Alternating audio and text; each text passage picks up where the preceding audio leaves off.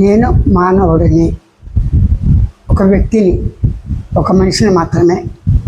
మనందరం కూడా మానవులమే అని మానవుడికే తనకు తానే స్వయంగా తెలుస్తుంది. మనందరికీ తెలుస్తుంది మనందరం మానవులమని. ఆ మానవుడికిగా ఉన్న మనం మన గురించే మన జీవితాన్ని, మానవ జీవితాన్ని ప్రతి వ్యక్తి కొనసాగిస్తున్నాం. ఆ జీవితంలో కొనసాగించే సమయం నందు పని అనేది చేయక తప్పదు. పని అంటే ఏంటి?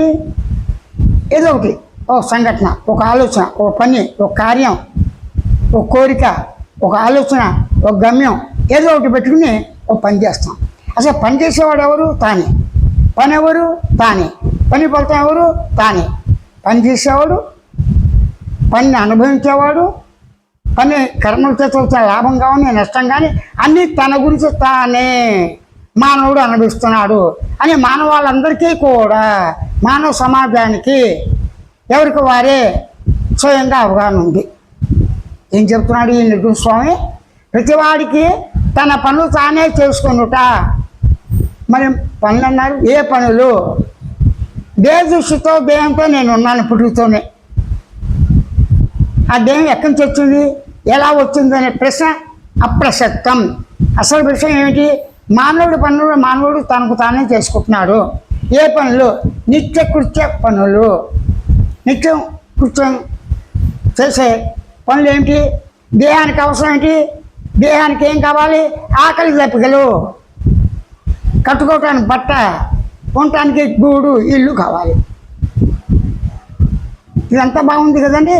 గూడు ఎందుకంటే ప్రత్యేకించి ఏమీ కూడా శ్రమపడకుండా, ఏ ప్రయత్నం లేకుండా, ఈ దేహం కూడా గృహమే కదా, గృహస్థుడు అంటే ఈ గృహం ఉంది. ఓకే, ఈ గృహానికి మళ్ళీ తగిన ఇల్లు అంటే గూడు, తగిన బట్ట, తగిన ఆహార పానీయాలు కావాలి. వాస్తవమే కదా. ఇది అందరికీ సర్వాంగీకారం, విశ్వజనీయమైంది, ఏకపక్షాన్ని చెప్పట్లేదు. మానందరికీ కూడా సుఖ దుఃఖాలతో, కష్ట నష్టాలతో, లాభ నష్టాలతో, మంచి చెడుతో, పాప పుణ్యాలతో నేనున్నాను, నేనే ఉన్నాను, నాకు నేను స్వయం, మనందరం ఒకటే, మనం వేరువేరుగా ఉన్నాము, మనవి మనవే, నీవి నీవే, వారిది వారే అన్న భావంతోనే స్వయంగా సహజంగా అనుకొనుట, భావించుట, తలంచుట సహజ స్వానుభవమే. మళ్ళీ వస్తా.